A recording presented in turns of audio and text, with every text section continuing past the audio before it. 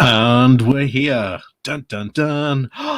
And look, you can see my face, and I've sort of got my green screen working. So welcome all to our first Walker Wednesday. So I think this is going to be quite fun. I have seen a lot, and I mean a lot, of your comments about Mr. Walker this week, and of course we have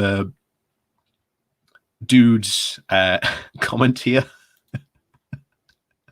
that you posted last time. There are two lies and one truth. He's A, Boris Johnson's illegitimate son, 2, an actual journalist, or 3, just doing satire. Well, I'm sure that we will find out together later on, because I think this is going to be very, very, very fun. However, before we do jump into Mr. Walker's content here, Chris brings up a good point.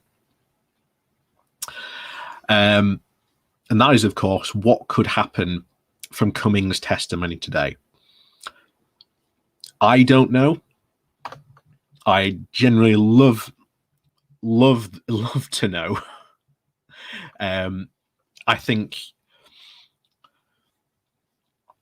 in a just world, the Conservative MPs would realise what a absolute nightmare Johnson is doing to the government and to the Conservative government, and get rid of him.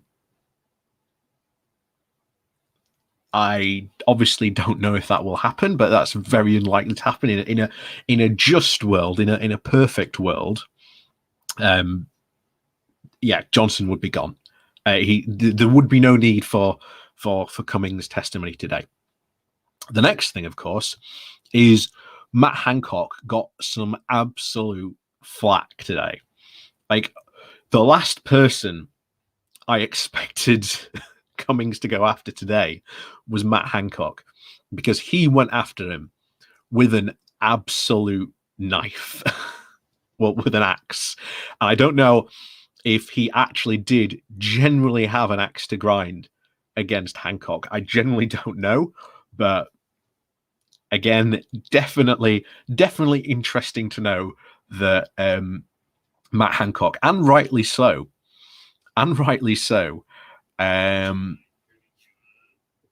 does share a lot of the blame. Like I say, he is the Secretary of State for Health.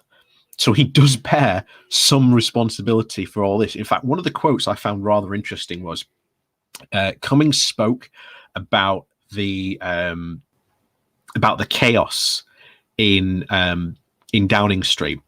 I think that's very. That's not the first time we've seen reports of chaos in Downing Street. So it doesn't surprise me now that we've had official confirmation that is now 100% true, that we have chaos in Downing Street. Doesn't surprise me at all. Does not surprise me at all. But the fact that it is going to a level of where the right hand doesn't know what the left hand's doing, that potentially to me speaks so much. So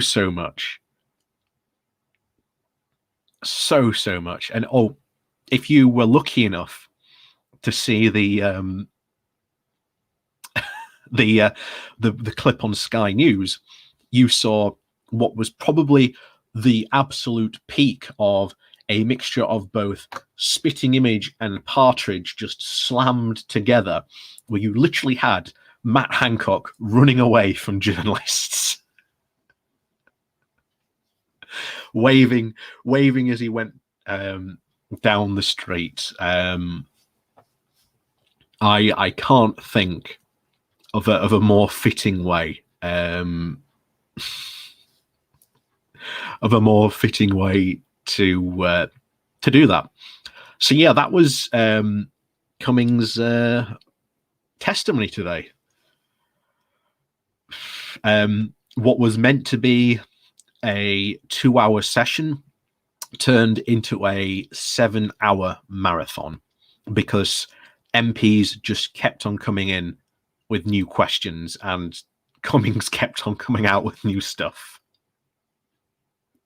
So I'm sure we're going to see the fallout over the next 2 days. And it's really going to be interesting what the fallout of this is going to be. Because I've said it before, I think the person who will push Boris to go is none other than Boris himself, because Boris is very much a person who likes the power and prestige. He doesn't actually like making the decisions, and we've seen that not only proven today in Cummings' questioning, but also throughout this entire pandemic process. And we see it during the Northern Ireland process. We've seen it during this Australian process about will he or will he not go for the deal. We see this on a constant basis, and this isn't new. This follows Johnson, shall we say, Johnson all the way back to when he was mayor of London. He liked the prestige of being called the mayor. He just doesn't like taking the decisions. And like I say, I am right, because I was very, very nearly tempted to call off Walker Wednesday and have it like a response to what Cummings has said. But to be honest, there's just so much, so much. It's we need time to really digest. I think again we need to find out what the response is going to be. Ultimately, I think there is the question of how long Boris stays is again brought into question. That is, of course, is entirely going to be down to Boris Johnson and, of course, the Conservatives themselves. And obviously, I think that now the virus is here, coronavirus, I very, very much think that the Conservatives have been pretty much said, oh, you wanted to go, well, now because of COVID, you can't go. You're here until this is over.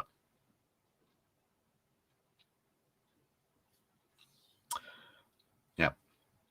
Oh, nice. I'm just going through some of the comments now. Oh, nice flag. Yes, I've finally got my my green screen. Well, just working. You can see hang on. You can see a bit of its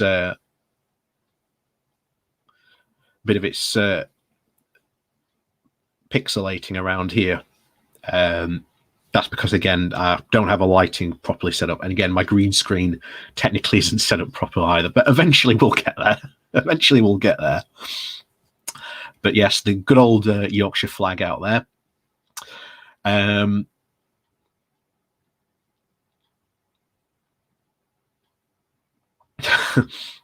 put in, please wear a bowler hat in the live stream, maybe with a fat cigar. That would suit the purpose.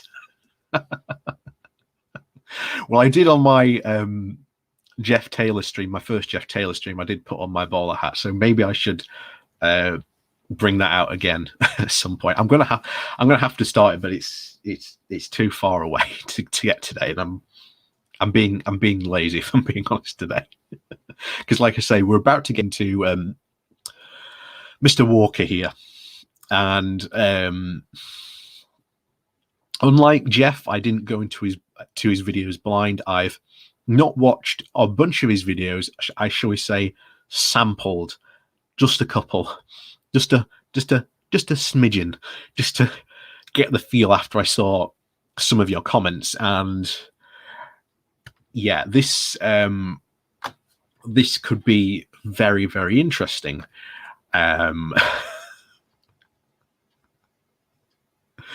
This could be very, very, very interesting. So one of the things you'll notice about Walker here is, let's count them. So there's one video about Meghan and Harry. There's another video complaining about Meghan. There's another video complaining about Meghan. There's another video complaining about Meghan. There's another video complaining about Meghan. There's another video complaining about Meghan. There's another video complaining about Meghan. Oh, there's another video complaining about Meghan. Is that Meghan Markle as well? I'm not 100% sure. There's another video complaining about Meghan Markle. There's another video complaining about Meghan Markle. Am I getting the point across? Am I getting the point across that like a lot of right wingers has a really suspicious hatred of Meghan? Now, I personally have no idea why he has such a hatred of Meghan, but I'm sure you in the chat will fill in the blanks. I'm sure that you in the chat will definitely fill in the blanks on that. But so wait, that would be, he's live now as well. I don't know if that would make a good, I'm not sure how good that would make a video. If we, should we say, dropped in on one of his live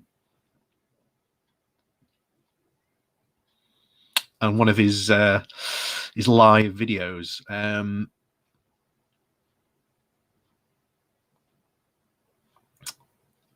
That's what I'm interesting about. This could be quite interesting if we dropped in one of his live videos. Before we jump into his others, let's jump into his live videos and see what this guy's like live. So I do apologize because I've never done this before on a live video, so I don't know how this could turn out. So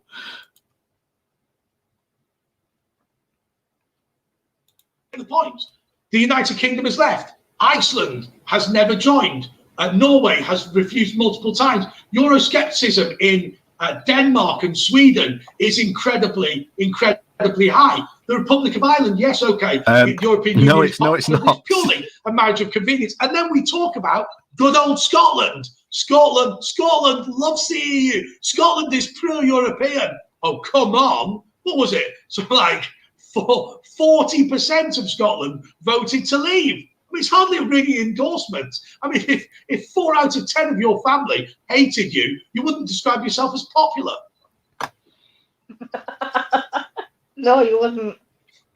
This is interesting. I don't know. My point is this: that they constantly go on about how they are the voice of Europe. Hang on, and actually, I come from Northern Europe, a place where we like to drink until we fall over. There we go. We'll just silence him there. So, obviously, to those of you who oh no, he's gone now. He's given it to this woman. Like I say, I have no idea who it is, but apparently they're talking about Merkel's Brexit blunder and it rocks BMW.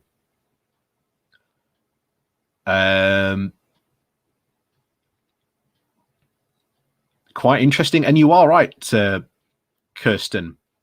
You are right. You are right. The Eurosceptics have gone very quiet in Denmark, and not just in Denmark. I'd like to point out they've gone very suspiciously quiet across the continent because Brexit has not worked out the way a lot of people hoped or even wanted. But of course, this is the thing when you're doing. This is the problem when you're responding to someone live because you can't. Well, you can. I suppose I can pause him. But yeah, we can do that. So that'd be very interesting. Always bringing someone in. Let's see who this new person is. Manchester, look, you know, I always like at this point in the debate to come to you and kind of say, well, you've heard what's gone on kind of so far. What do you think? Well, I can assure you that Switzerland is big enough and bad enough to look after itself. there is no way the EU could have moved the Swiss stock exchange over to Europe. The Swiss stock exchange is really 3 companies, and they're all controlled by the Swiss banks. And if the Swiss government tries to nick that off the Swiss banks, they'll tell them to do one. But Andrew, this is the point I think that I was alluding to in the title. So this debate was never intended to be a debate about the car industry. It was intended to be a debate about the way the European Union is willing to use economics and undermine the prosperity of Europe in order to further its political aims. Whoa!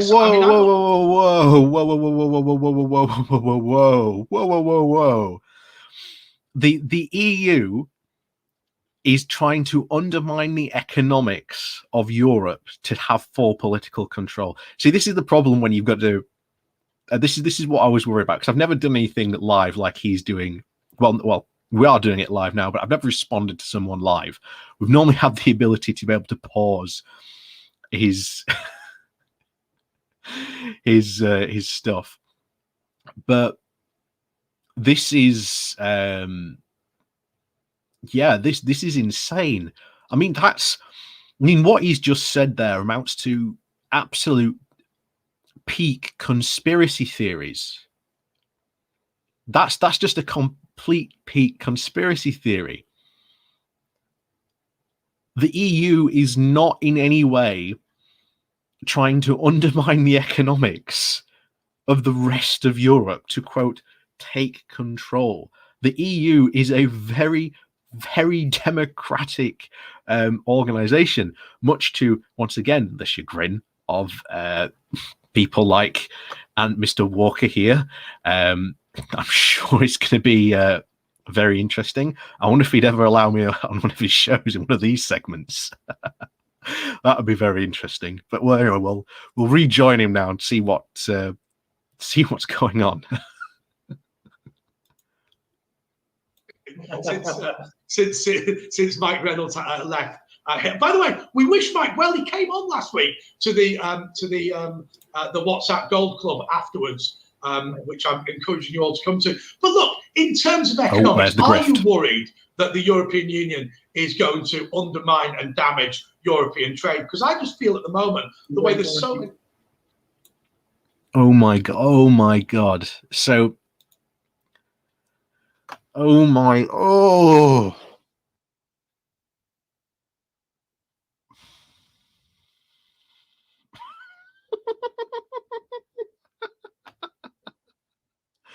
So the EU is trying to undermine their own trade.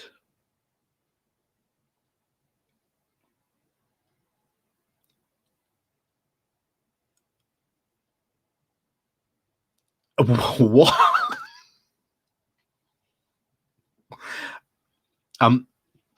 Right.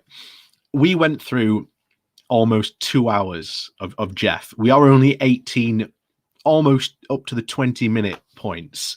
I am so worried. About what we're going to get into here. So worried. Well, you can't possibly a trade deal. We've not got one with America, and they're our largest trading partner. Well, I must admit that my local Tesco's ran out of broccoli a couple of weeks ago.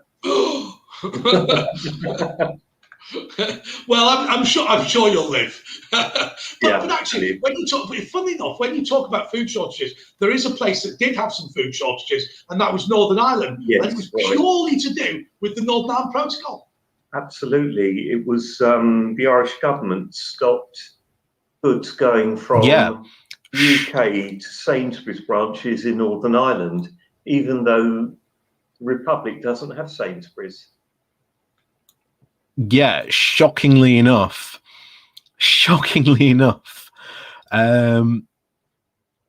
Yeah, wow.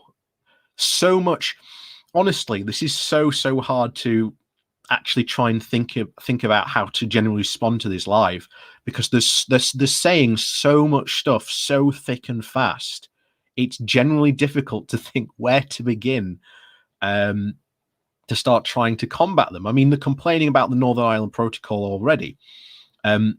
I'd like to remind Mr. Walker and his good pal he's got on here, Mike, I think Andrew, here, that was a British invention.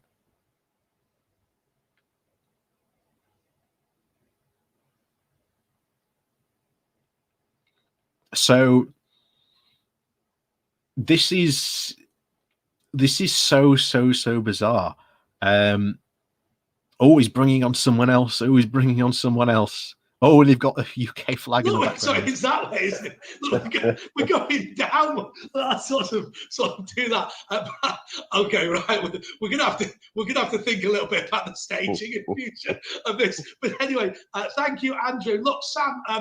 I suppose it's a good point that Andrew makes. Sorry, we keep me and producer Dominic are pressing the same button at the same time. But Sam, again, it is a significant concern the way the EU is willing to ride roughshod over so many people, so many times, and with so little justification. I mean, I worry about what's going on for the whole of Ireland, not just Northern Ireland, but the EU don't give a toss. No, evening, Andre. The EU don't give a toss at all. Their main objective is power. I forgot what one of the others said. It was mainly power. And they don't care about the people. They've somehow managed to get wangled into their jobs, which are unelected. They never get kicked out because they're unelected, and they can do whatever the hell they like on the whole. No, the EU are very, very elected. There's the whole reason we have MEP elections. Former Telegraph writer.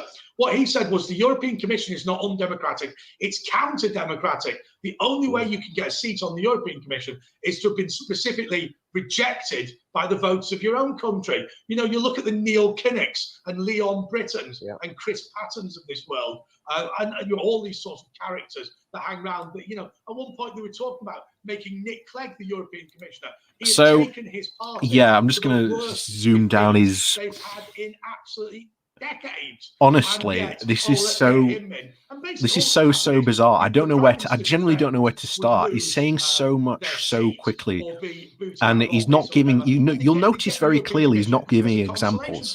Neil Kinnock didn't beat John Major. You'll very notice he's not giving examples when he says, "Oh, the EU are going to run roughshod." There's so many examples. Poor old Neil. Let's send him off to Europe. Doesn't give anything. Yes, indeed. Europe is made up of the... and of course, now we're going over the... Europe is made up of failed politicians. In their own little governments. So they somehow managed to step up the ladder. But it's not just... yeah, because they were asked to go there. Food coming from Europe. Wine, for example. They are ruining the lives of so many European people by being so intransient, and I think it was Tim said in the chat, they are a straitjacket on the people of Europe. Europe could be booming. They've got the talent. Think of German engineering and things like that. Italian clothes this is it. This is it, ladies and gentlemen. And they could all have their own knickers. Yeah. This is it, ladies and gentlemen. But for the EU, Europe would be booming. Of course, what that would be is essentially now for an economic trading. Yeah, I think 27. No, we'll silence them. There we go. What it would be. It would devolve into 27 different nations, all competing against each other for trade, all trying to do trade deals, which would not necessarily, as we are finding out, not to our advantage. Because when you go again by yourself, you are quite disadvantaged. But look at Germany. Germany has done bilateral deals with China. It is also one of Europe's biggest exporters, and it is Germany's highest, I think it's their second or first highest exporter they export to. Again, doing something that we are told by Mr. Walker and by his pal there, that apparently we cannot do, or that we couldn't do because we were in the EU. But again, it's another example of, yes, we can do that. Yes, we are able to do that. But apparently, we're not able to do that. You know why? Because Europe has been used as the convenient excuse by our by our politicians for so long, that they don't even know why they're blaming Europe anymore.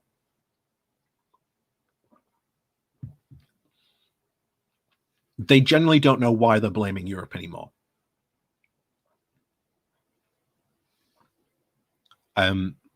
Generally don't know.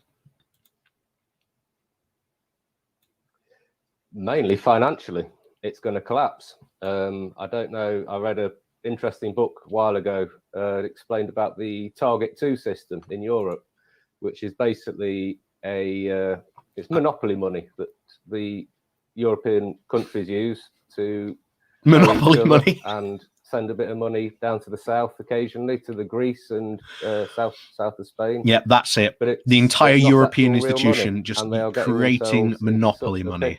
That it's going to implode. It will do. Alan. Yeah, absolutely. Well, look, as we sort of that's it. It's all monopoly money. Your European. If you're in Europe and your economy doesn't exist, it's just monopoly money. If anybody's confused, then. And I guarantee, before we joined them there, that was, again, as Salfire's just said there, that is part of the infamous EU collapsing myth. No, I was going to say to you, we should the EU is always on the edge of collapsing for a Brexiteer. But, you know, it's just been around for, 40 plus years now at this point. You will know what I mean. I can't believe I've just racially abused my own brother on my own channel. But anyway, we'll get away with it. Don't worry. But he's got a really interesting YouTube channel. He's a former BBC producer. Damn naughty boy. Turned a House of Commons staffer, spin doctor. He also helped write the defamation bill as an advisor to the House of Commons Defamation Bill Committee, and is now a solicitor. I have to say to you, though, there is a bit of blaggery in this. The reason that he got a first in law at university was because he did his dissertation on the defamation bill, and he was working on the Defamation Bill Committee at the time. British institutions these days. Anyway, I'm trying to wind him up and he's refusing to have a go at me. Well, this is the final few moments of the show. And let me say that there are major concerns when we look right across the whole of Europe, whether it be conflict in Georgia, whether it be conflict in Ukraine, whether it be the appalling genocides that took place in Yugoslavia, when the European Union said that Margaret Thatcher was a, quote, silly woman for arguing that there should be an intervention there to stop the genocide, which was causing so much misery. And there was an intervention. There was a UN intervention. Well, the European Union stood in the way of. I'd like to remind you that Brexiteers are constantly against. Of protecting. Constantly against. They were the enemy on that occasion. Creating an EU army. The enemy so many times in so many other circumstances. And who was it who stood up in Kosovo and saved the day? It was the British and it was the Americans. It wasn't the British. It was probably overwhelmingly the Americans and the UN response to it. You've got to have a downer on the European Union because the behaviour of the European Union, time and time again, is unacceptable. Germany is reliant on its manufacturing exports and it's an important driver of the European economy. And remember, Germany are the people paying the bills for the European Union. Ah, yes, the Germany controls the EU myth. Contributor in terms of overall size and one of the largest. Thank you for putting that one there. The European Union isn't interested in their industries and isn't interested in protecting them. Now, this channel is not going to cry a tear for Germany because they've been such architects of the European project. But there we go. Europe in control of Germany's actually in control of Europe. Will go down. Your shares will be less valuable. Your company will be less powerful as a result of the behaviour of the people who say that they are there for free trade economics. Well, what bunker? Yeah, it always was. What they are there for free trade and economics, just not the type that you want, Andrew. Andre. It doesn't. Nudge Diva, the former Conservative MEP, says that 1 million Africans have died as a result of European tariffs. You grow your goods, you produce your products in Africa, and then the European Union refuses to import them. And it's that poverty which has pushed them into the hands of communist China, a disgusting enterprise which now should be called Hey, held to account. Walker, you do know that overwhelmingly Africa has more socialist governments than any other continent on the planet. To wave. There we go. This is a slightly slower process than it used to be when we used Zoom. But there they have it. Right, so it's goodbye. Oh my! Unfortunately, the gold star does not go to Charlie Ward, who missed tonight's show. Oh my! This is club. Might literally want a gold. Anyway, this has been the Wednesday debate. See you in the Gold Club. You can join via Patreon, and please do click that link to JMW's Inside Man, the new Dominic Walker channel.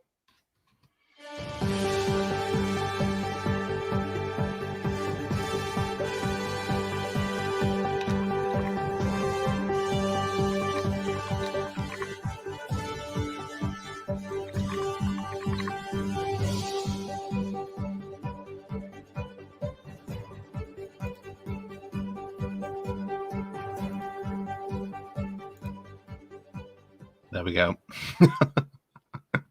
oh, live stream fail. Oh dear. So tell you what, that was talking about offensive tweets. I think it was it?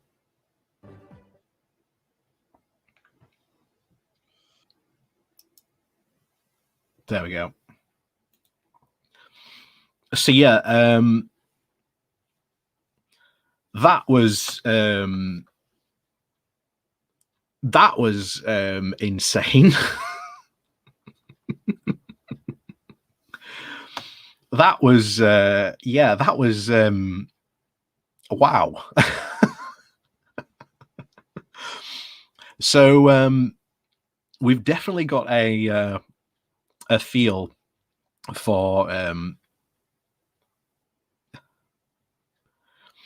what Andre is going to be here. We've got a very, very good feeling of what this is going to be in. And yeah, you are right, Cloudhopper. Once again, breaking news, the EU is on the brink of collapse. The only thing that the Brexiteers have continuously said for how long now? Years and years and years. Like it or not, the EU is here to stay. And leaving the EU is going to be a massive, massive learning curve for so many people. Because I've said before, if you look at the current Conservative Party, there is two big ideas. One is global Britain.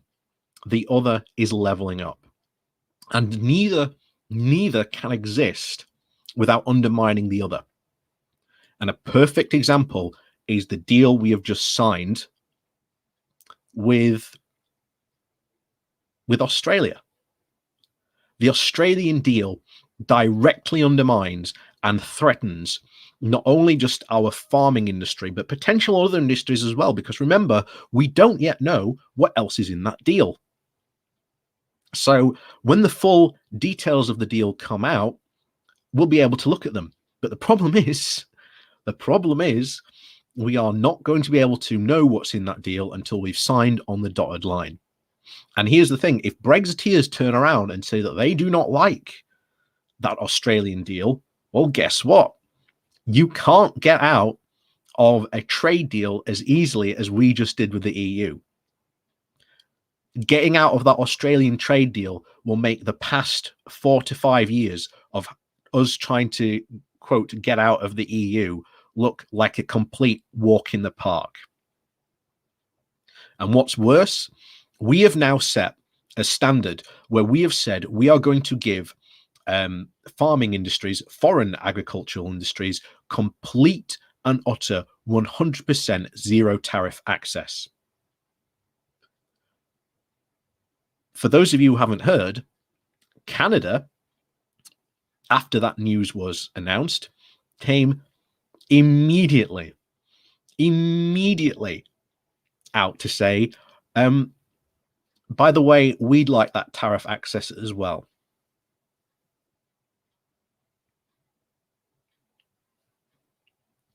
So not only are we potentially going to see the UK flooded with cheap beef, pork, and lamb from Australia, but we're also going to see it get flooded in from Canada as well.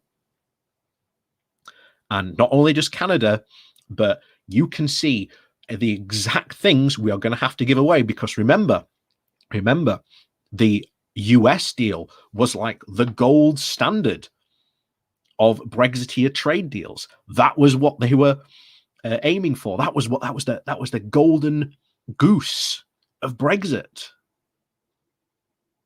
And now, looks like we are going to see all those bad things about accepting chlorinated chicken, more hormone treated beef, get flooded into our country because we've given access away.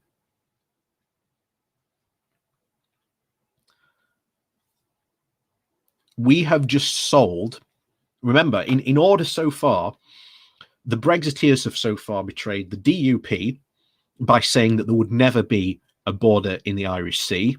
Well, what is there now?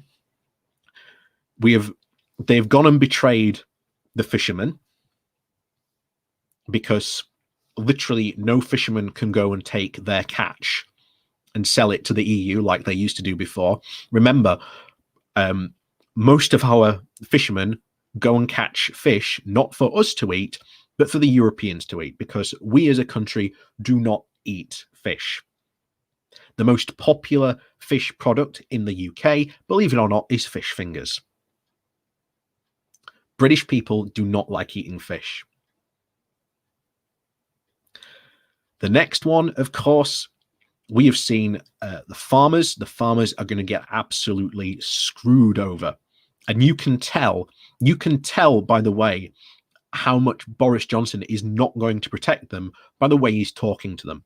Because the way he is talking to them is the exact same way he talked to the DUP and to the fishermen as well. So farming's next. Looks like the British steel industry will also be next as well, because again, the safeguards to stop Britain being flooded by cheap steel to help protect our steel industry, the idea that we can now start to make our steel industry go greener, which will help protect hundreds, if not thousands of jobs. Government ain't interested. But hold on a second. I thought you said that you are all about leveling up. Wouldn't a proper leveling up agenda include the decarbonisation of the British steel industry to support jobs for the future?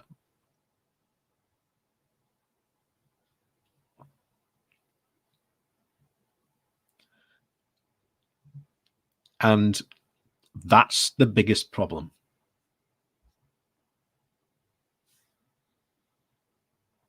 I said it at the very beginning, just before we went off into this. Two big ideas competing in the Tory party. Global Britain, levelling up. One cannot survive without undermining the other. And we are going to see that played out in its first big confrontation in this Australian trade deal. Because we get all this quote unquote cheap meat, where the Australian meat industry has been very clear that they intend to flood our market with cheap beef and cheap meat products. They've been very open about that.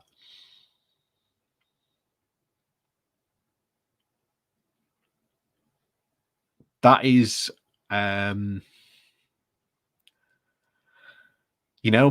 so much for the leveling up of, prioritizing British, industries and areas. Boris Johnson really was not joking when he uttered those famous last words, shall we say. Oh, but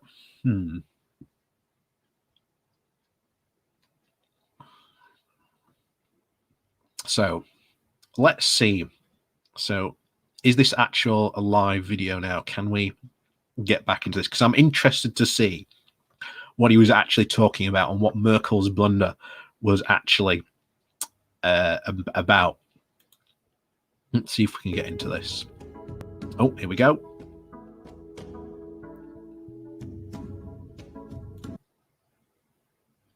At 6:30 on a Wednesday, and this is the Wednesday debate with me, Andre Walker.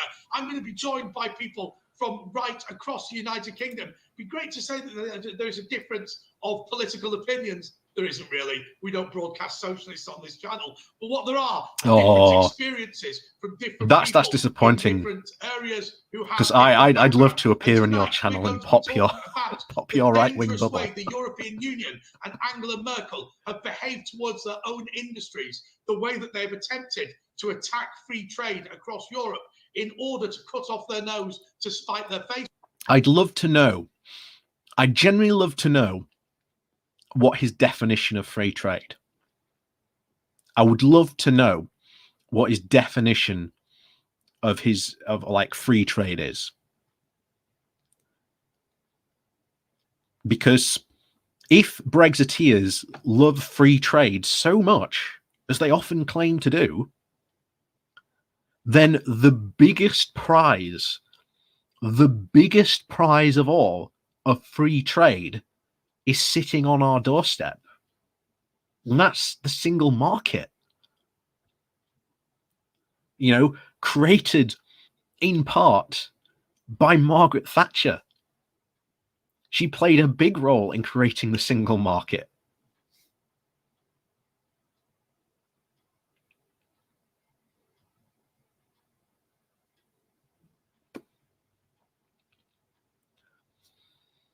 It's yeah.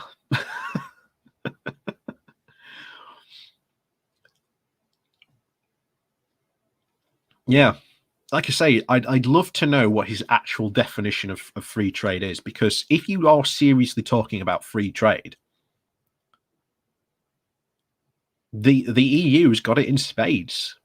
There's absolutely no barriers, and everyone follows the same rules. And because they do that, they've had an incredibly strong economy, united economy, that is not only able to challenge Washington and America in terms of economic power, but also able to take on China. Because I don't know if you've ever looked at a growth chart of China for like the past 20 or 30 years, but their economy has gone completely, gangbusters. And what's even more scary, if you think how big China is, only about I think it's about 15%. I think it's somewhere a region of about 15% of China is actually industrialized. So think about that. Only about 15% of China is industrialized, and yet they are one of the continuously fastest growing economies in the world. And the reason a lot of the people in the right hate it so much is because, again, it's coming to overtake America, and that China now has a lot of power.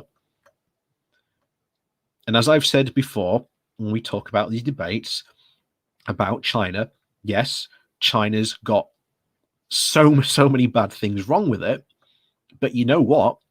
It's here to stay. Like it or not, it's here to stay. And you know what? As a leftist, I would rather have good relations with China than have these incredibly antagonistic displays that we see that the right wing continuously tries to put out against China, like we saw under Trump, literally initiating trade wars. Because here's the thing, China is not going away, but people especially on the right, love the idea that they can just take China and just put it back in its box and that it'll just go away forever. Again, that's not going to work. Now, I've just noticed Joe Blogg says, wow, he likes China. You know what? There is probably a lot to love about China, but there's probably not a lot to like about China as well. I don't like how authoritarian their government is. I don't like the fact that they're committing genocide of the Uyghur Muslims. You know, like you could just start a list.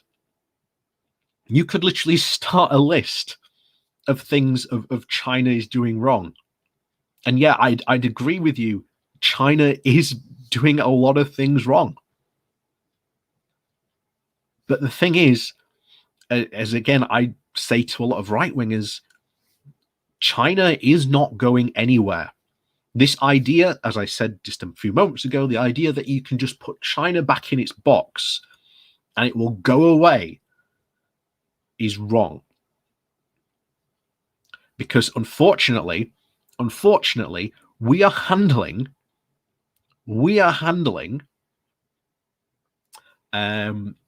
China very, very much like we did the Japanese, which led up to World War II.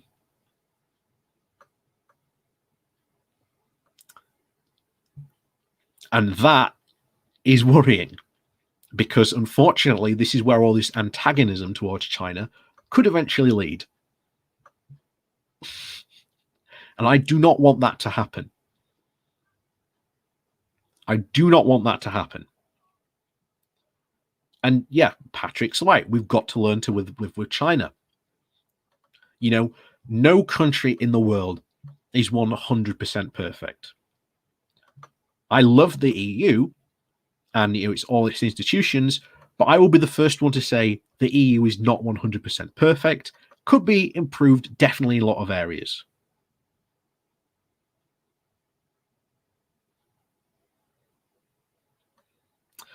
So, again, like I say, last word on China before we go into more, because we've gone off massively off topic. Last word on this, you know, China, it's here to stay. We've got to learn to live with it because it's not going anywhere. Just like they like to pretend that the EU is going to collapse every 5 minutes. There is literally a website called Has the EU Collapsed Yet? That is how much this is going, how much this has been going on. They've predicted the collapse of the EU that much. There is a website called Has the EU Collapsed Yet?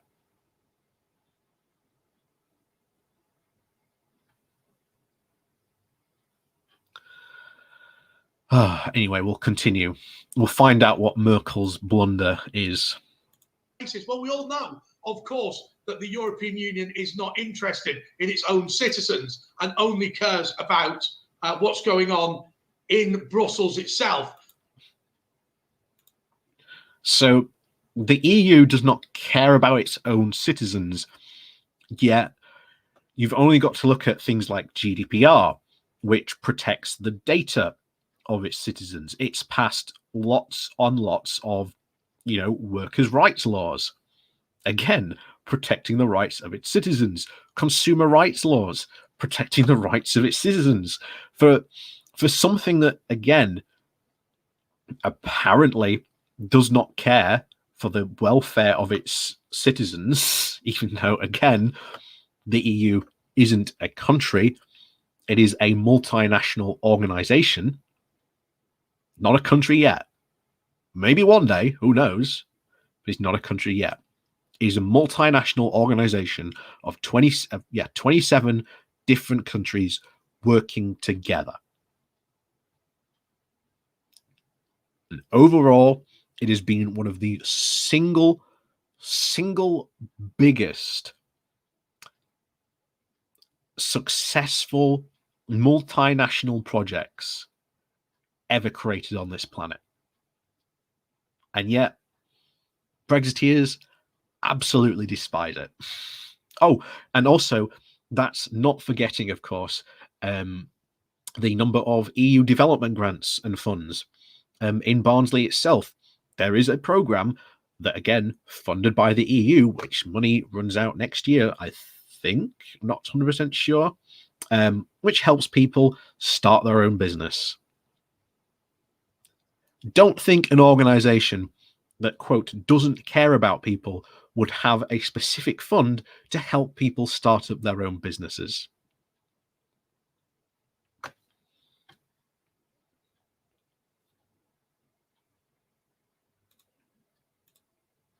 But of course, there is significant problems now with major German manufacturers. The amount of trade going in between Britain and Germany has absolutely plummeted to the lowest levels seen in decades. And frankly, the European Union doesn't seem to give even the slightest bit of a damn. So why has that happened, that trade specifically happened? Well, that trade has specifically happened predominantly because of us. It's because we have left the European Union. So now there is a border, there are tariffs, there is paperwork, red tape, which apparently the right wing and the Brexiteers always tell us how much they hate red tape and they want to get rid of it. This causes problems. And here's the thing. If you want to bring something into the country at this moment in time, there's no checks at the border.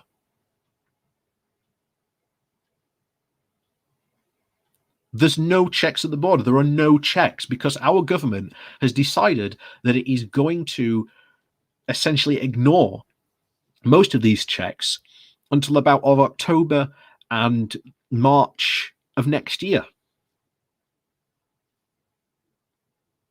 Because it just wanted to kick the can down the road because it decided that it was going to trigger Brexit during a pandemic in a time where all the papers knew that it wasn't ready.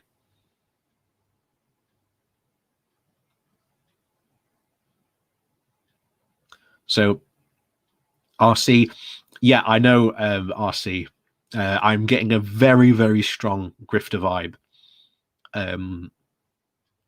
from Mr. Walker here, but I didn't know that he was a journalist. But yeah, this is this is generally quite interesting. Like I say, I think that if we do cover, shall we say, Walker in the future, it's not going to be on a regular basis.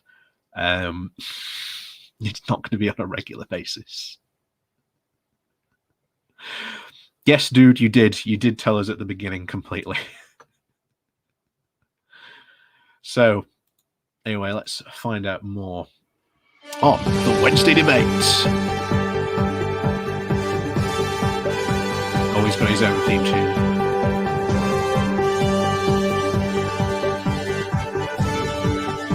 Yeah, I'd just like to point out as well. Just look at the numbers compared to him and his channel versus mine. It is so easy, so easy for right wingers to succeed on YouTube because all you have to do is generally tell a lie, and you succeed quite a lot. You have to toe the right wing line. You have to say that the right things, and a lot of people do join you. Like I say, he's got what 60. What's his current channel? 67,000. I've only just crossed 10. And correct me if I'm wrong, but I think the biggest leftist on YouTube from the UK, I think, is I want to say H Bomber Guy. if you know who that is. But he doesn't actually cover or tend to cover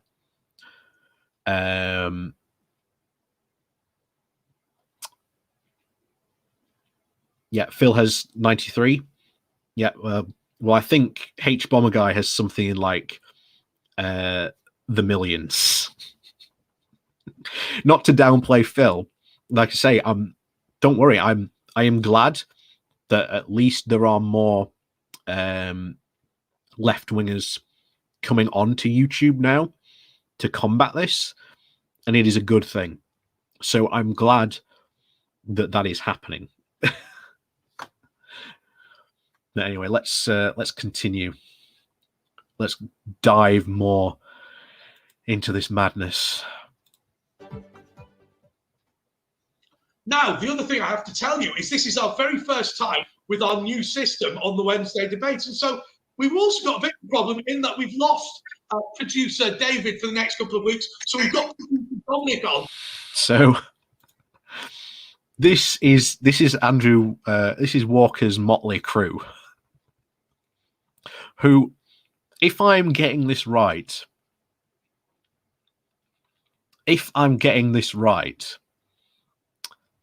I think all of these people have essentially paid him to be on here.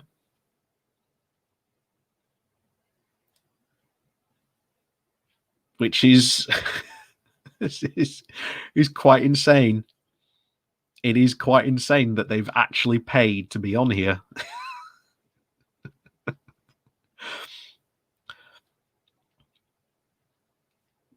But yeah, this is quite insane, really.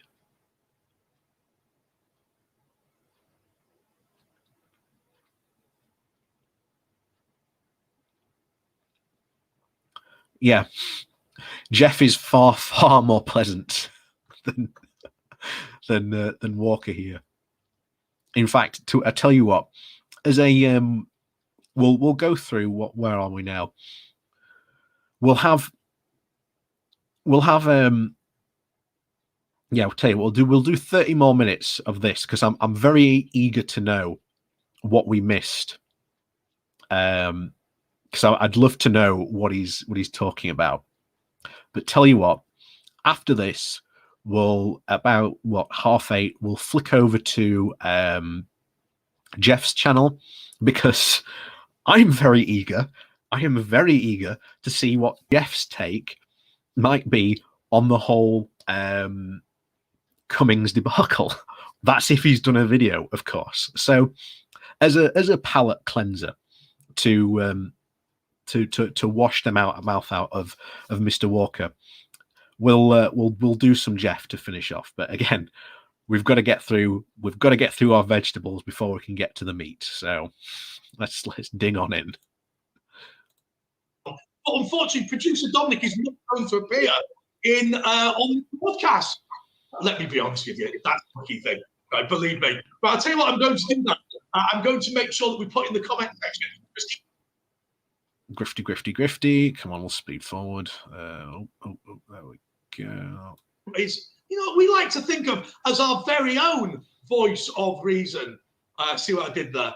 And I just want to ask you, Joe, a very, very simple question. What do you think the European Union is up to when it attempts to attack free trade in this way? I mean, we've seen it. Oh no! I apologize so much.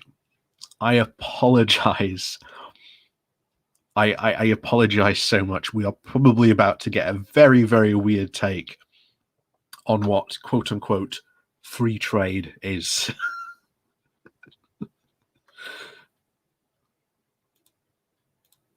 Obviously, with Angela Merkel and the way that she is attempting to stymie trade in manufactured goods between Britain and Germany. But of course, right, now I get it. So if you haven't heard, as I said earlier, there has been a drop in trade. However, this is a drop in our trade with Europe, not Europe's trade. So essentially, there is less stuff going from the UK over to Europe. And apparently, it seems to hear that Mr. Walker here is conducting, well, conspiracy theory levels of propaganda here to try and justify why this is not. So, yeah, this is going to be interesting. Let's find out, because I'm sure we're about to hear a very, very fascinating take on free trade. We've also seen the horrendous problems they're having in Northern Ireland. I know that Jeff Taylor was reporting that Oh, Jeff drop, name drop for Jeff Taylor there. Name drop for Jeff Taylor. Oh, please tell me. Please, someone go find this out and see if this actually happened. Because, oh, please tell me if this happened. Please let me know if him and Jeff Taylor have actually interacted in this format. Like they've gone and done this in a live format. Jeff and Andre, yeah. Yeah. Jeff and Andrew together in one show. And am I getting his first name right? Is it Andrew or is it Andre? Because I each time I want to say it, I want to call him Andrew. But I know there's no W there. So it's really, really getting to me. But anyway, we'll find out, shall we?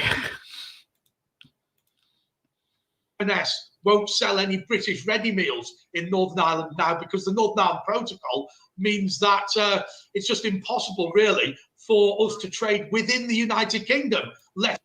Yes, because you have to have a border somewhere, and you can't have it between the border between the North of Ireland and the Republic of Ireland because of the Good Friday Agreement. So there's got to be a border somewhere, unless you want to join, shall we say, the customs union or single market, which would again solve this problem overnight. Or maybe, as we saw on Jeff's video a couple of weeks ago, Jeff's fantastic solution of, what was it? Mutual enforcement, where essentially companies would be left up to the honor system to do it. Oh. Let alone across borders. Well, I think being it's the EU, they're just being deliberately difficult. They're difficult. They've never really forgiven us for Brexit, have they? They feel that we shouldn't have left. We should be under their power. So now the fact that we are our own country and we've got our own sovereignty and things like that back, then they feel that they're going to punish us. But they also want. So that's it. The EU is punishing us. No, they're not. We said this would happen. We are a third country now. And shock horror, that's what being a third country means. But anyway, let's continue with this. To punish their own people. As you're saying in the title with the cars, I mean, where I am, every other car is a German car. You know, we've got BMWs, Audis, Mercedes. So they are going to feel it. The German exporters are going to feel it if they don't have a deal with us with their cars. And I think a lot of it is sour grapes. I think the German car industry is going to be quite fine. I think the German car industry is going to be very fine, considering the fact that, once again, remember, remember this old argument of the German car industry would come out and sort out Angela Merkel and make sure that we got a deal. Never materialized. In fact, remember, the German car industry came out and said, we actually like the single market and we prefer it.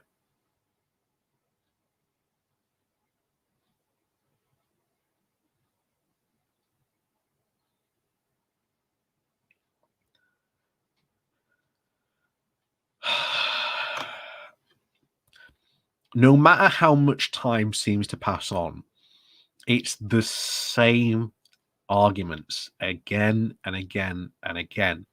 And here's the thing. If you talk about one argument and they're losing on that argument, then it shifts to another argument, and then it shifts back to a different one. It's about something else. Remember, Brexit is never about Brexit until it's never about Brexit.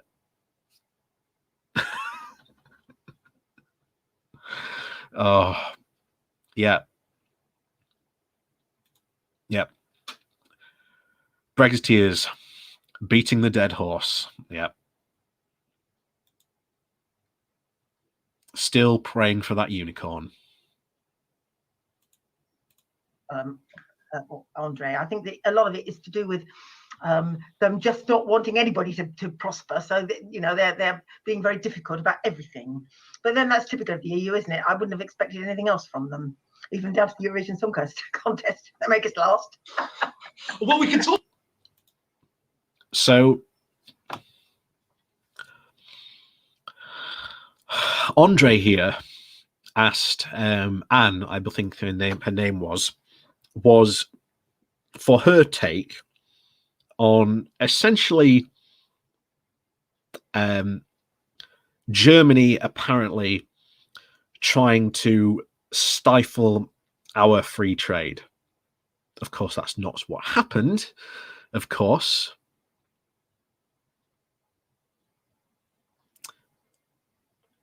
And of course, what we proceeded to get was a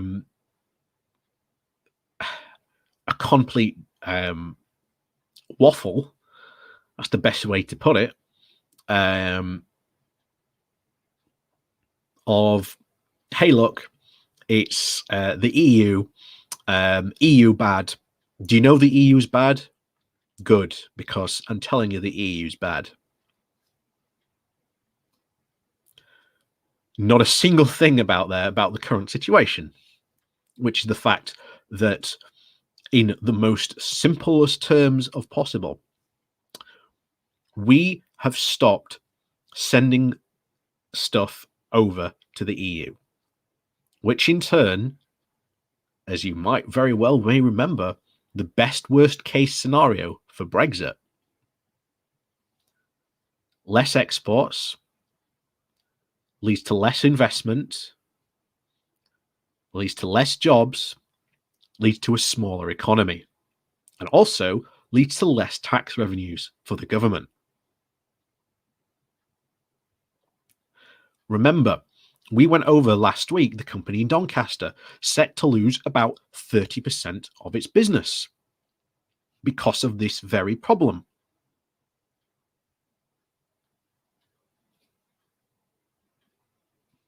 What's that going to lead to? That's going to lead to job losses.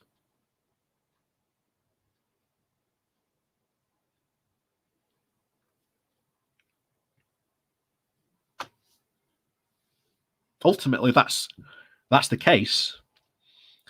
Not only that, but we are going to see the hard right of the Tory party, who successfully took over in a coup, con people for I don't know how long, that Brexit is a massive success while pretending they're leveling up the country, while constantly undermining our own manufacturers, which leads to less jobs in places that heavily voted for Brexit. That is not what people voted for, and hundreds of thousands of people have been conned.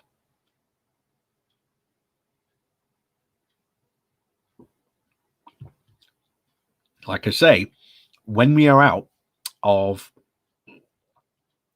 COVID, who knows when that'll be officially, we are going to see big problems in this country, even more. And like I say, the pandemic has shown, and the wallpaper that the Tories have put over the cracks, or at least attempted to, for so long. If you thought austerity was bad for the past 10 years, the Tories are planning austerity coming up, because in the budget, Rishi Sunak said that there is going to be an 8% budget cut for all departments. Not a lot of people talk about that.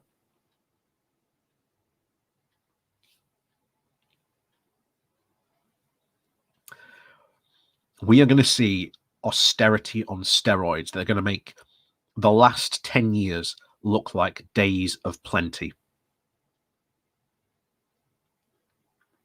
And you know what? You know what's going to be fun? I'm looking forward to when we start to see protests, like actual proper protests about the trade deals we've signed. Because I'll tell you what, I'd be protesting against some of these trade deals. Absolutely. But you know what? I guarantee when those protests start happening, there's going to be a lot of people who voted Brexit in there. And like I say, going to be a lot of interesting alliances that get formed over the next couple of years. Hopefully a progressive alliance that gets the Tories out. And then we can get in some proper policies like changing our voting system, sorting out the housing crisis properly, getting rid of child poverty, getting rid of food banks. Not because, getting rid of food banks, but getting rid of food banks because we no longer need them.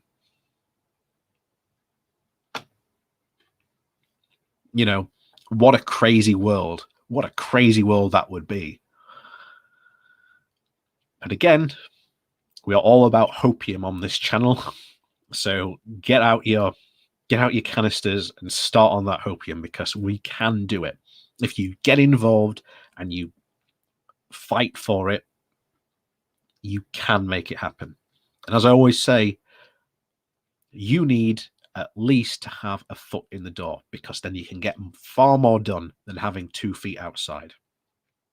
So let's continue with our, again, on this detail. Like I say, we've only got a couple more.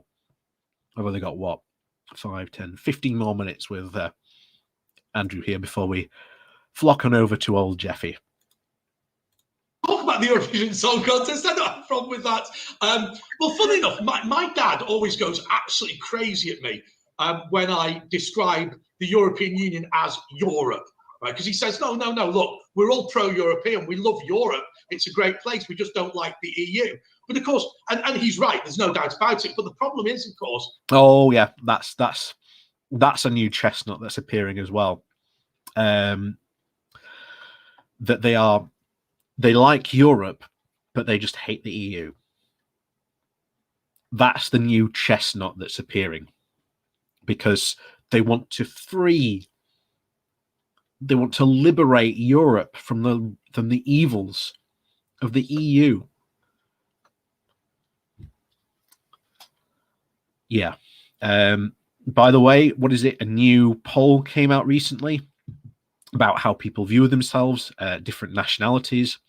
And I think overwhelmingly, places like Poland, France, and the rest of these countries are what?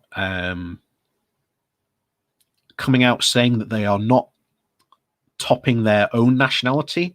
So they're not saying they're French first, they're saying they're European first, which is an interesting phenomenon.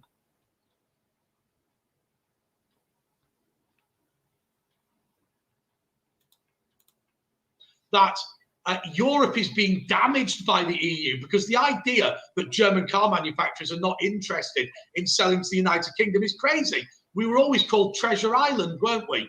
Because the British I've never heard that before. car industry is so worthwhile. I think there's some statistic, and forgive me if I'm slightly wrong, it's something like either a fifth, I think it's about a fifth of all German cars in the world are sold in Britain. So, of course, the idea that any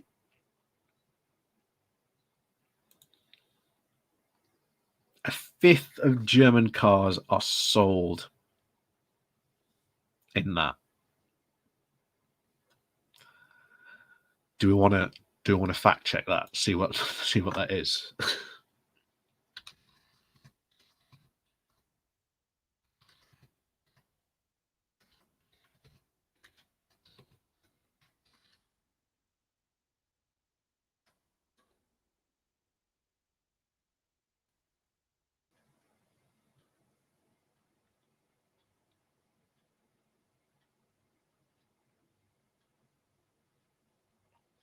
Okay. Do you want to know what the where most German cars are actually sold? They're actually sold in the US.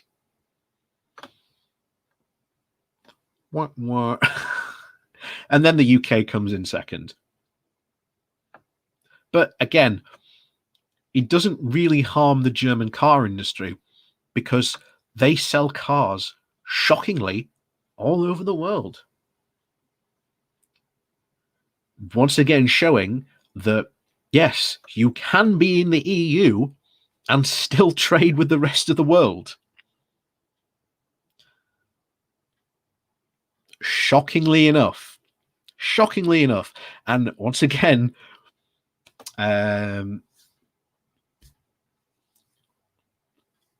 blows his complete argument about, the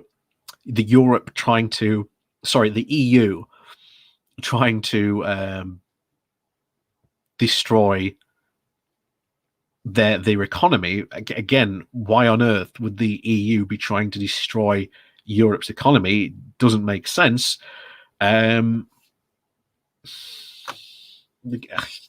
This is like peak. This is peak Brexiteer nonsense. This is peak Brexiteer nonsense. And you are right, yeah, Jens. There are no words left. It's just peak nonsense.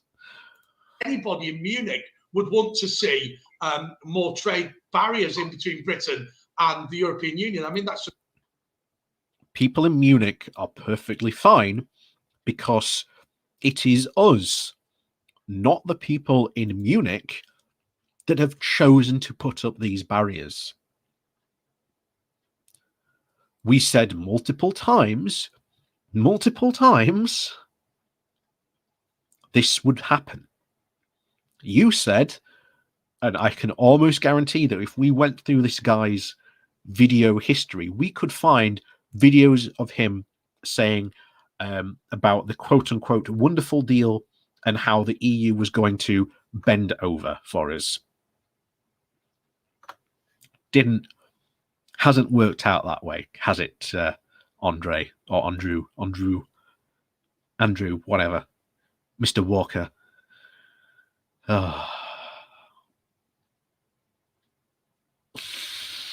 No, unfortunately, he doesn't have a protocol. See, I can't say it. I don't know how Jeff does it. How can he say protocol wrong?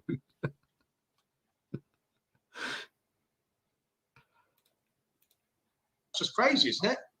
Yes, it is. And the trouble is they're doing it with everything, though, aren't they? You see, it's just a deliberate thing to prove that they are so much better and that actually we shouldn't have left and we're going to be sorry. And the fact that we're actually not sorry, I think must lift them debatable tremendously. They must be feeling really annoyed about it and wanting to take control. I think Merkel and the Germans. No, Europe doesn't care. Shockingly enough, Europe doesn't care. Brexit has almost never been on the front pages in European newspapers.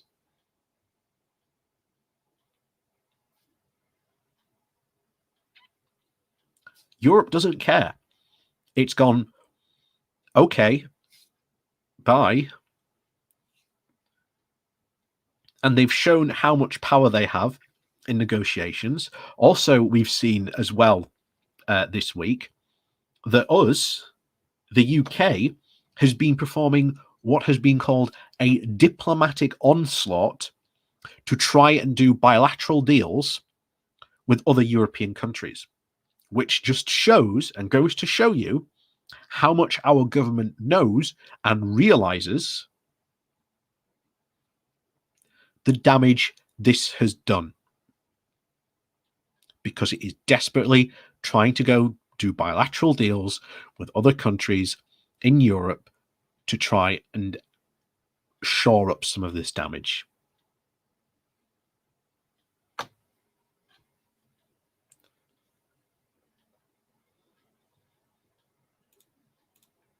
Germans, unfortunately, have always wanted to be in control, and so therefore now they feel they're losing it. They're trying to think of everything they can with the vaccines, with everything else. You see, anything that we tried to do, they're trying to knock. And by doing that, of course, they're knocking their own countries, the countries that are with them. I'm sure that a lot of the French, well, the French, I suppose, but the Italians, I think they were doing something with the Italians and stopping them from doing something that they wanted to do. I can't quite remember exactly what it was, but they seem to want to interfere quite a lot with what the other countries are doing, which isn't going to help them. So they're basically cut. To quote the EU, unless they do specifically something to undermine an EU institution such as European Court of Justice, actually lessen regulations rather than improve them, then the EU starts to take care. It really doesn't care about what happens domestically. The whole Catalonia thing?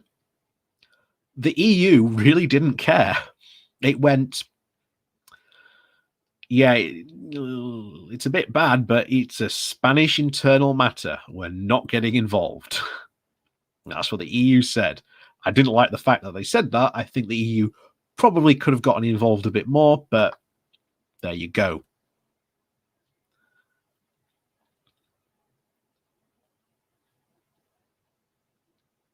Yeah. Brandel Farin, here in Austria, no one cares or thinks about Brexit. Yep, that sums it up. That sums it up very well. Cutting off their nose to spite their face, really, aren't they? You see, they're making it much more difficult for themselves, and so thinking that they're making it difficult for us. I think that's the. So apparently, they're making it more difficult for us when we were the ones who chose to leave, knowing full well that when you. We're going to have to go back to the gym analogy, if people remember that. The gym analogy. When you join a gym, you get certain rights and privileges. You get to pay for the privilege to go to the gym. Now, of course, you get to do classes, you get to do swimming pools, exercise machines, whatever, so long as you are part of that club. The second you stop paying your membership fees, then you might have to pay more to get inside. You might not be able to access those clubs. You might not be able to have completely full access to all the machines, etc., etc. We have done this to ourselves. All these problems about Brexit and trade, and he's trying to make a big thing out of this trade deal. Not trade deal, this trade drop, and blame it on Merkel and the car industry. I'm pretty sure the German car industry does not care, considering for the fact that they said they would prioritize the single market over anything else.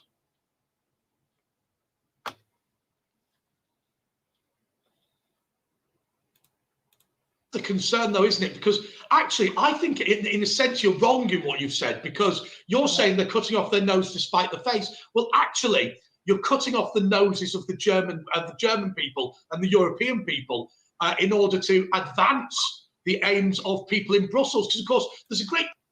No, they're not. No, they're not. Oh, no, they're not. tendency, isn't there, for us to lump all these people in together and say, you know, this is the EU doing whatever. Well, actually, there's people in the EU that want to trade with Britain, and then there's leaders in the EU who just aren't interested at all. Anyway, I was just going to quickly, just stay there, Joe, but I wanted to very quickly go on to Welsh David, who will be wandering around Oh my. the debate Oh my. at very... So this is Welsh David, who has reached peak Brexit here. Not only does he have his braces, as you can see, he's also got not only St. George's Cross, he's got the Union Jack in the background, as well as what appears to be a Welsh dragon flag as well. We have reached peak Brexit here. You know what's bizarrely fun? The best thing about this channel is not actually Mr. Walker himself, but his whole Brexit fan club. I think it's far, far more interesting in the future if we visit this channel to not to visit it for Mr. Walker for himself, but for his little Brexit fan club gallery that he's got.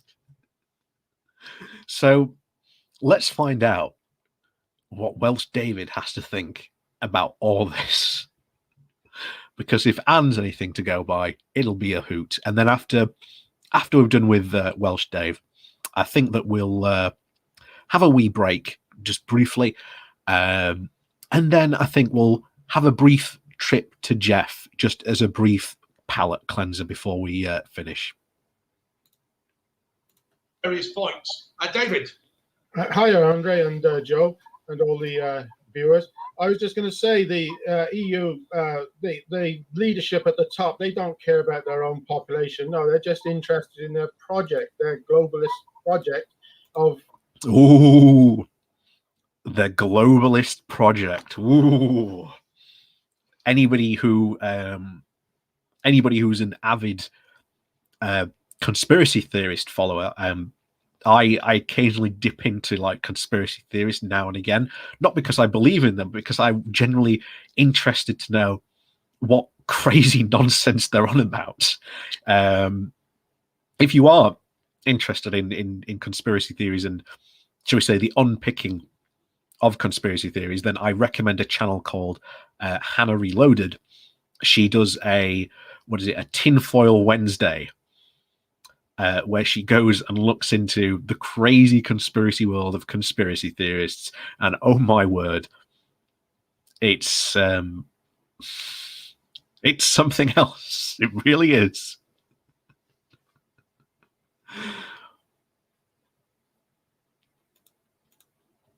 Socialism, basically, and they're not just punishing the UK. Wait, whoa. The leadership at the top, they don't care about their own population. No, they're just interested in their project, their globalist project of socialism, basically.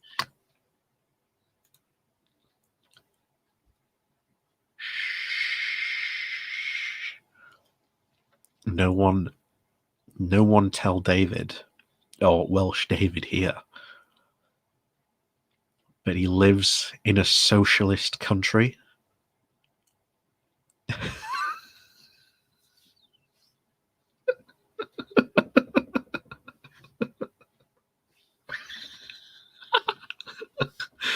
Shh, be very quiet, or else he might run away.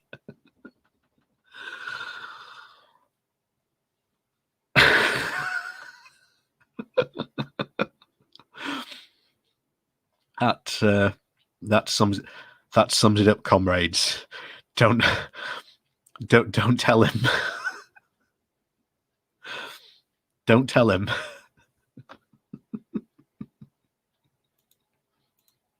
And they're not just punishing the UK because we had the temerity to actually leave from their project. They're also trying to put a marker down for the other members that are still there, that look what happens, we'll treat you really bad, to put other people that may be thinking about they may leave in the future. No other European country is even considering leaving the EU. In fact, Brexit caused the exact opposite for many movements who were looking at leaving the EU. Even Denmark, who was considered at the time the closest neighbor, shall we say, in Euroscepticism to Britain, support for the EU has risen. In fact, in most countries, it's well over, you'll see support from the EU in about the 60, 70%. Continuously, Europe is in favor. People know it is good. This is why you've seen many populist right-wing leaders who used to talk about leaving the EU suddenly have changed their tune.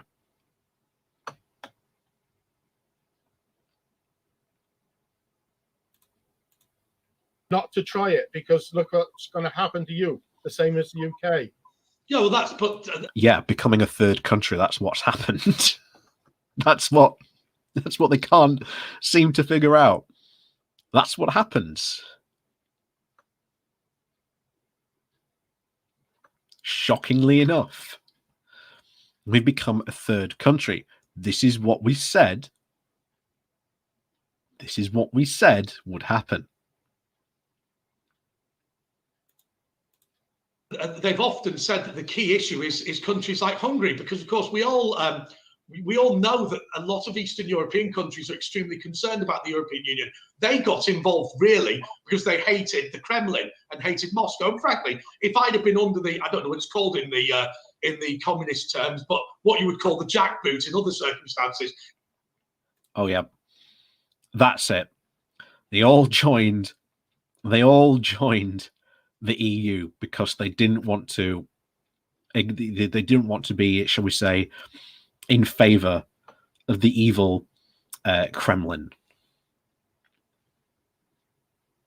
Being in the EU has actually worked out rather well for a lot of European countries.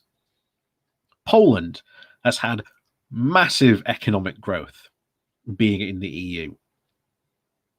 Latvia, Estonia, and Lithuania, the three Baltic states, have experienced massive growth. Not only that, I think it's Estonia. Estonia, super progressive in its tech development market.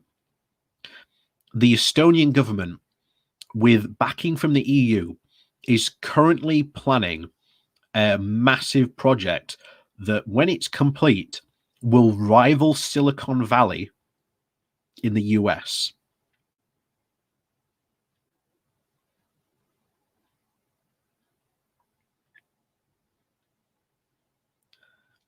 That is going to be absolutely insane when that happens. And by the way, if you are wanting to start up a tech company somewhere in Europe, Estonia, I think it's at least Estonia, or it might be Latvia. Is it Latvia or Lithuania? It's the one at the top. It's the one at the top that's closest to Finland. I think it's Estonia. That's the place to go.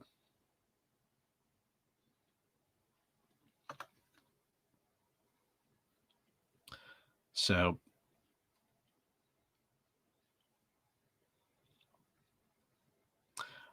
yeah, and some of you, I noticed a dude said about Poland. Support for the EU in Poland is still incredibly high.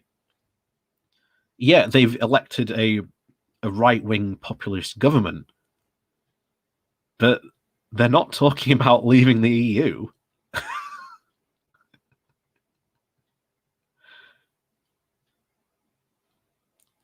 And support's overwhelmingly high there for the EU. Who would have thought? But anyway, we'll continue. We'll get through Welsh, David. To the Kremlin, I would be much more keen on Brussels. But actually, in truth, many of these countries don't like the idea of either side and want to be independent. And of course, we're not giving them that opportunity. But once Britain succeeds, and remember, people talk about the European Union as if it's completely universal. Well, actually, there are plenty of European countries that aren't members of the European Union. There's places like Iceland and Norway, now the United Kingdom, of course. Yeah, Iceland and Norway, also members of the customs union and single market. They might not be fully EU members, but they are members of that.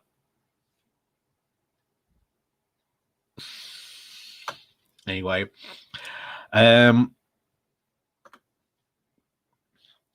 so that's Walker.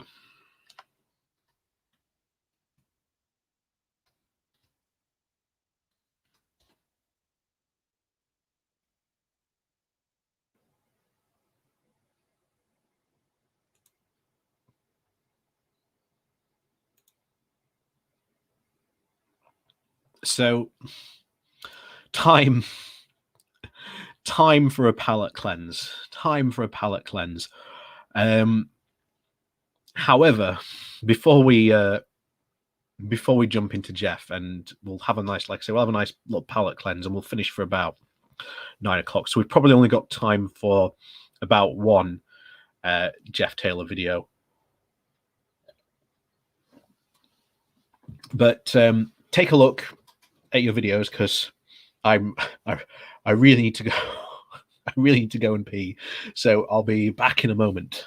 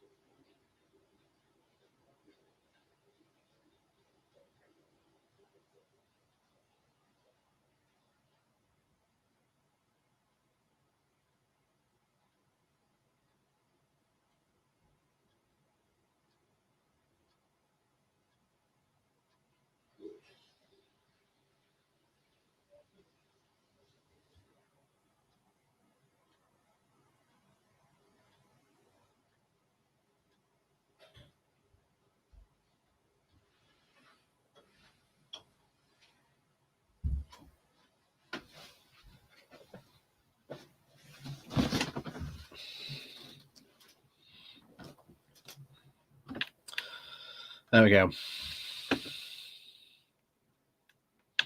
Right, what shall we do? Let's see, we've only got time for one.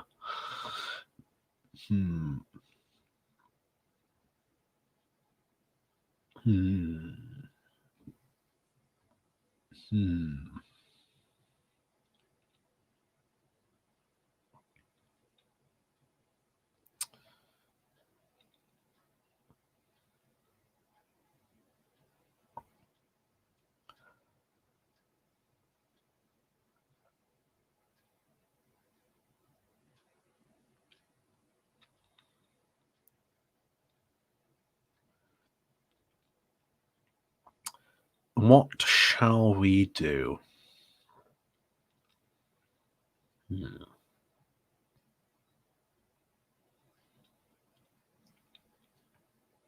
Oh, I'll tell you what. Let's do this, because it's also about it's about the Australian trade deal, and it looks like it's going to be quite fun. Although, let's have a look, see what else there is.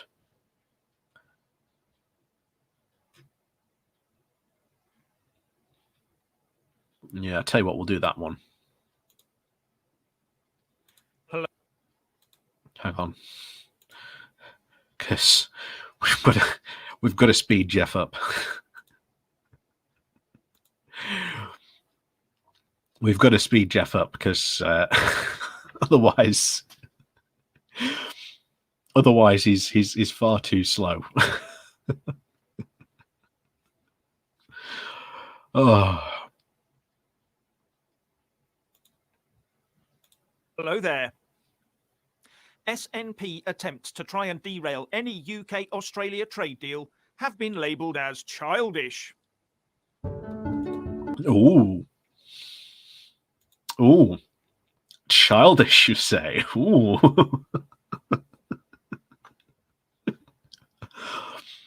Childish, you say? Ooh, Jeff. Ooh, Jeff, you do spoil me. See, this is it. I feel like I can get more from Jeff than I can do with Mr. Walker or Andrew Walker or Andre, shall we say, Andre Walker. Maybe we'll have a go at maybe like another different video type. Maybe it's not the best idea to like respond to his live segments. Maybe it's better to find one where he's more addressing the camera. It might be better maybe in the future.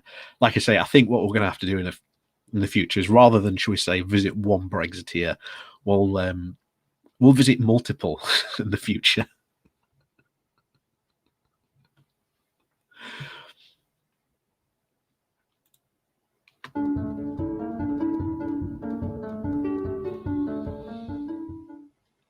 As per usual, please like, subscribe and comment below. At last week's PMQs, the SNP leader in Westminster, Ian Blackford, drew himself up to his full girth and berated the PM Boris Johnson for his efforts to put together a free trade deal with Australia. Ooh. Oh, Jeff. Personal insult. Personal insult. Oh. That says it all. I mean, Jeff really here. I don't know if you saw the amount of videos. Constantly does not like the idea of an IndyRef 2 and constantly goes after the idea of IndyRef 2 and especially the SMP, as you've just seen there.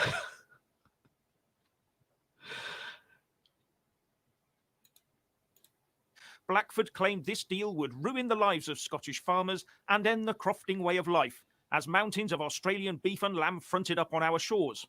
But yes, it would, Jeff. Shockingly, you might. We've already been over the Australian trade deal briefly already in this channel, but thank you, Jeff, for bringing this up. This is a legitimate concern, and yes, farmers in Scotland and in Wales, predominantly where there is less land, less, shall we say, suitable land for what is it? What's the geographical name for it? Is it arable farmings like corn and things like that? Is it pastoral? Yes, it's pastoral farming. Yeah. So pastoral farming is a lot about rearing of animals. And believe it or not, for pastoral farming, it's far better to have big tracts of flat land. Two things that both Scotland and Wales are not known for. Shockingly not that much of a of a discussion, really. And it's not like there aren't parts of Scotland and Wales where, for example, beef farming doesn't happen. It does happen, but just not on the type of scale that it does happen to say, in England. Now, it is still a valid concern for him to bring up, because, again, he is an MP, and it is right for him to bring up potential constituent concerns to see.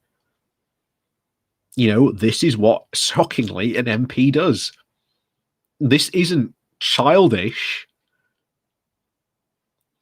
because, as we've said before, if the Brexiteers think that leaving the EU for the past, 5 years was bad, wait until they see how difficult it is to get out of a trade deal that they don't like. And what is it? Isabel Oakeshott, a very, very pro-Brexiteer, says that she doesn't like the way that animals are treated and doesn't like the idea of eating Australian beef. Shockingly enough, we said this would happen. She said, no, that's just Project Fear.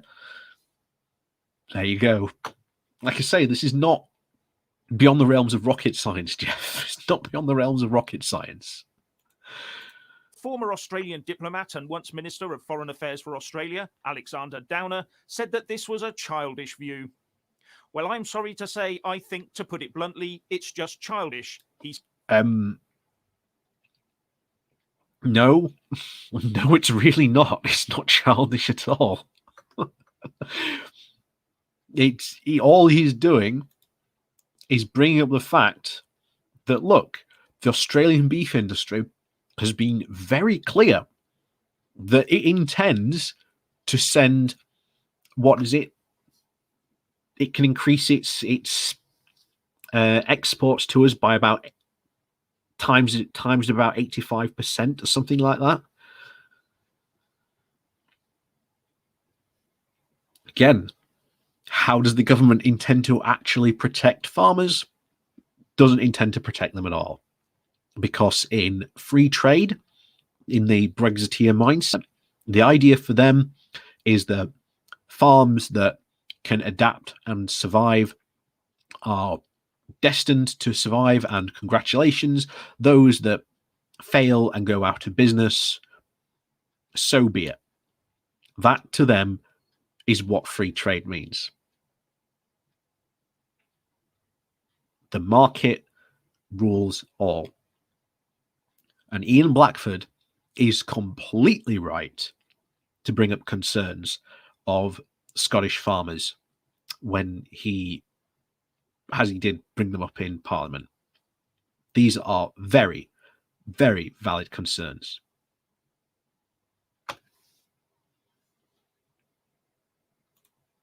He said, going on to say, it's childish because, first of all, Australia has no intention of flooding the British market.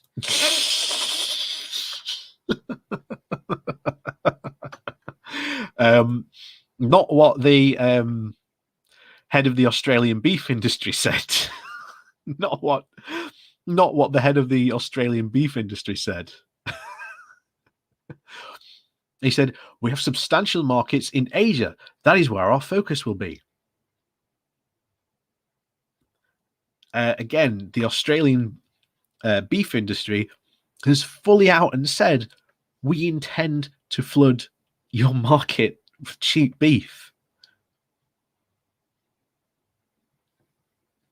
That's not an understatement. That is literally what they've fully intended to say. We've even covered them saying that on videos where we've gone over that.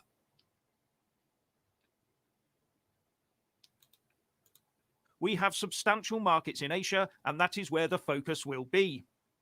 And he went on to explain that sending huge quantities of meat across the globe to the UK would be very expensive, so access would be at the very high end, which the...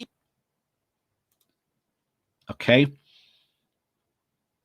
This is Trade 101, right? Trade 101.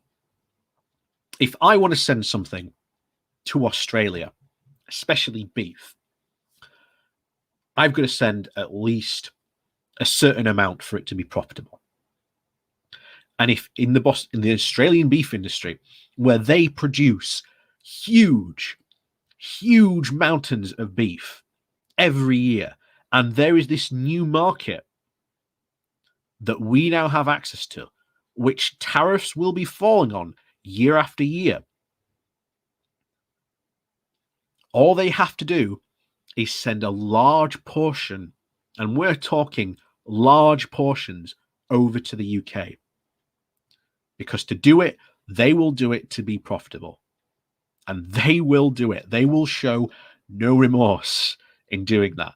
They have done it to other countries, especially in Asia.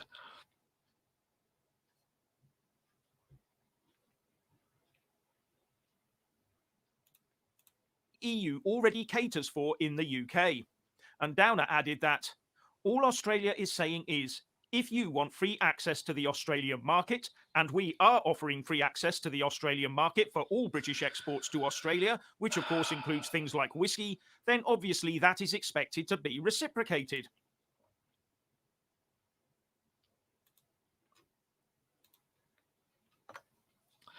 And here you see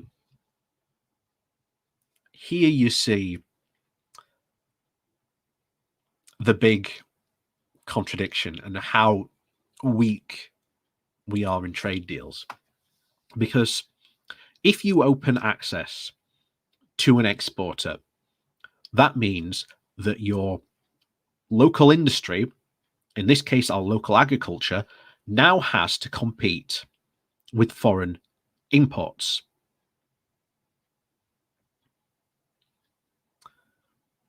And that is exactly what we have done.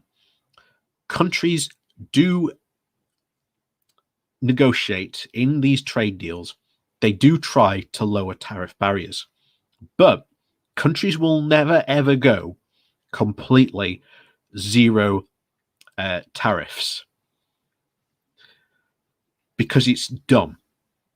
It is completely and utterly a dumb idea, because you end up destroying your own home production base, especially in this case, agriculture. Not only that, as someone just said here, now that we've given this to Australia, other countries will also demand that as a price for access to their markets. So if you've got one country with zero tariffs, now you have to give it to another country, and another country, and another country, and the other countries have to have zero tariffs. Britain has exactly 0% leverage. But this is all being run. This entire idea of free trade is being run by essentially a classic case of imperial nostalgia. History lesson now. How many hands up if you know about late 18th century economics? Not seeing many hands, but hey, class is in session. So in the late 18th century, the Tories, surprise, surprise, were obsessed with this idea of we want free trade. And that to them meant zero tariffs. Now, at the time, we had this empire. And this empire, with places like Australia, basically would dictate to us to say, you're going to send these stuff to us at this price. This is the price you're going to sell it at. That is essentially how the empire worked. Also, these countries were forbidden to import stuff from other countries. This made our colonies captive markets to Britain's own economies, meaning that in these markets, Britain could export to these to the colonies and have absolutely zero competition from any other importers.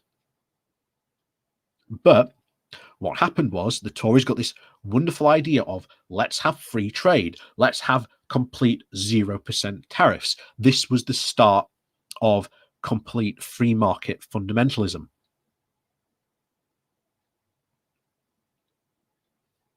This is what happened. And eventually what started to happen was, shockingly enough, farmers started to suffer, predominantly because of imports of corn from America. And this resulted in the complete change in policy when the things which you may have heard of before, called the Corn Laws, were brought in. And essentially, that was thought to be the end of it. this whole idea of complete free market fundamentalism was thought to be dead and buried. But no, it wasn't. Again, there were certain Tories that decided that they were going to continue promoting these things, even though they had been defeated in this. And now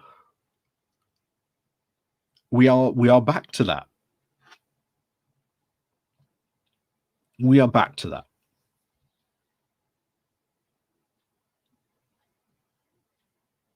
But the big change is the world has moved on since then. The world has moved massively on since then. We do not have an empire anymore. Australia is not going to be a captive market to our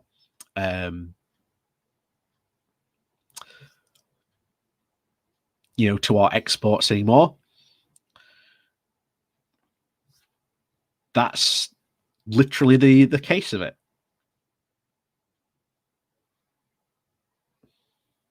That's the case, and that is the current ideology that is following these far-right fundamentalists who are now in control of the Tory party.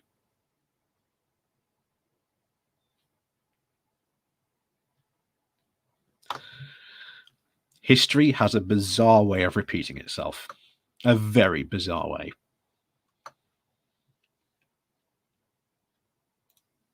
Fabricated. Seems fair enough to me. Oh. So Jeff there, him saying it's fair enough for me, perfectly fine with local producers, local industries being destroyed by cheap exports. And another thing, as I keep on saying, at the moment, we only know about the 0% tariffs in farming. We do not know what other stuff is yet in that deal. And that is what I'm also very, very interested in. Because there could be a whole lot more in there that could also undermine other industries here in the UK. We're just going to have to wait and see.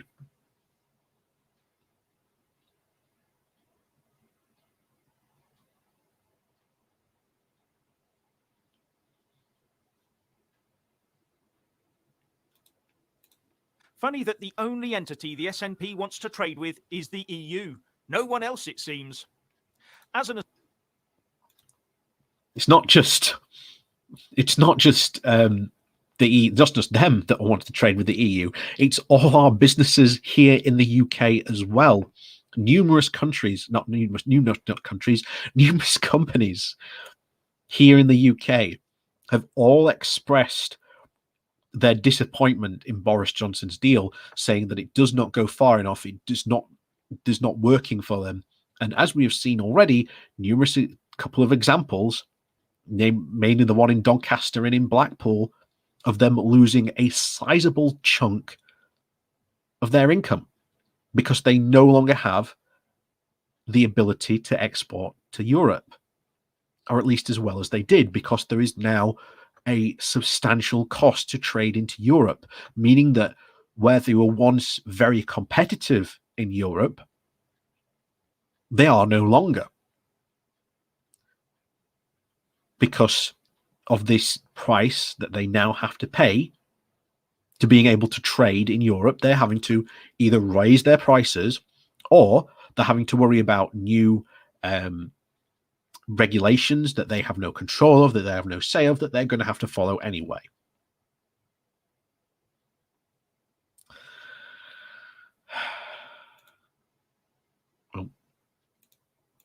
Aside, it crossed my mind that should Scotland ever get its independence, Ian Blackford would be out of a limelight job. Wonder if he'd just slink away into the night, or would he put himself forward as that first Scottish commissioner to the EU? Or maybe lead his team in victory into the EU Parliament as an MEP. Then spend his time demanding that Brussels listens to Scotland, berating the Eurocrats for ignoring him, getting a sad on when his allocated speaking time is over and they shut his mic off, culminating in him saying Scotland can do better and campaigning for independence from Europe. Anyway. So somehow,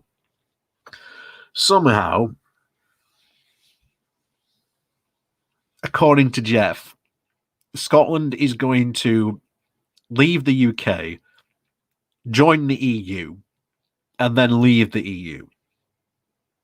And here's the thing, by the way. I think if Scotland does go independent and does end up joining the EU, I would not be surprised if an anti-EU party does appear. I would not be surprised if one does come into creation.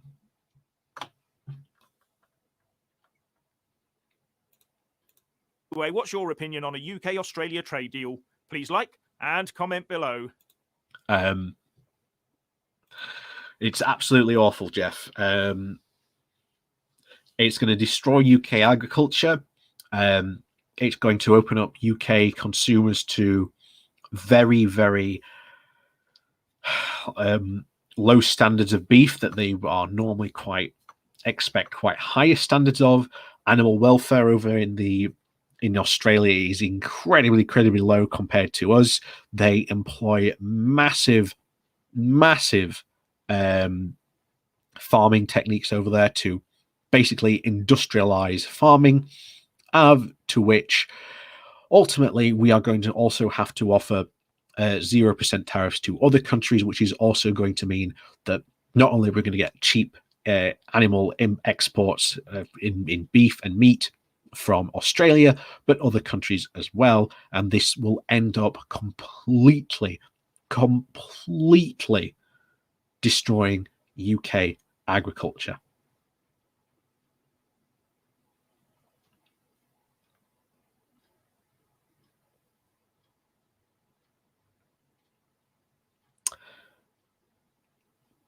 That's it, really.